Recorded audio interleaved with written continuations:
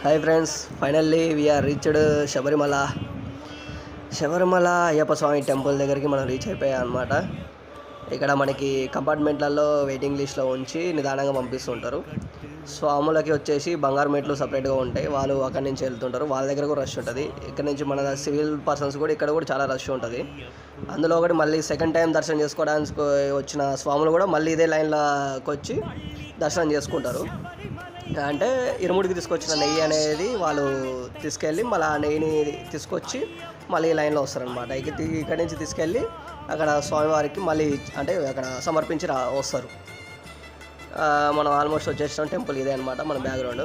ఇప్పుడు నా బ్యాక్గ్రౌండ్లో ఉండే టెంపుల్ మొత్తం అనేది మన స్వామివారి టెంపుల్ అనమాట. అయ్యప్ప స్వామివారి విగ్రహం చూస్తుంటే మనకు అలా చూస్తూ ఉండిపోవాలనిపిస్తుంది, కానీ అక్కడ ఉండనివ్వరు.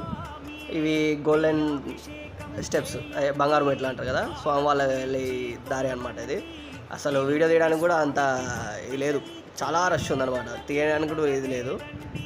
ఈ మన ఇరుముడి తీసుకొచ్చిన కొబ్బరికాయలు అనేవి ఇక్కడ మంటలలో వేసేస్తారు. ఈ ధనలక్ష్మి బ్యాంక్ అనేది వచ్చేసి ఓన్లీ స్పెషల్గా అయ్యప్ప టెంపుల్ వరకే ఉంటుంది అనమాట. ఈ టెంపుల్కి వచ్చిన ఆదాయం మొత్తం దానిలో ఉంటుంది. ఇది వచ్చేసి డోలా అనేది దగ్గర దగ్గర మనకి కింద నుంచి పైకి తీసుకురావడానికి మనకి 7,000 అడిగారు. పైనుంచి కింద తీసుకోవడానికి సేమ్ యాజ్ 8,000.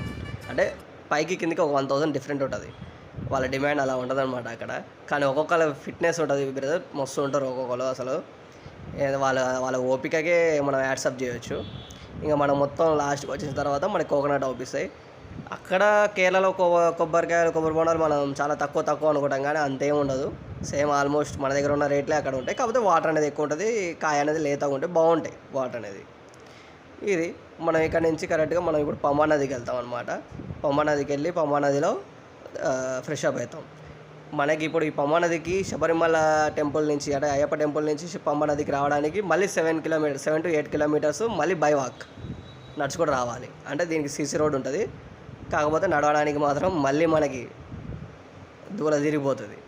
ఎందుకంటే మనం ఆల్మోస్ట్ 18 కిలోమీటర్స్ నడిచాము అడవిలో, అండ్ ఇక్కడికి వచ్చేసరికి ఇక్కడ సీసీ రోడ్డు మీద కాళ్ళన్నీ మంటలు లేస్తుంటాయి, పెయిన్ వస్తుంటుంది. ఆ తర్వాత ఈ పంబా నదిలో దిగిన తర్వాత ఉంటుంది ఎంత కూల్గా ఉంటాయి అంటే వాటరు, ఫిషెస్ ఇట్లా మన కాళ్ళకు వచ్చి తగులుతుంటాయి.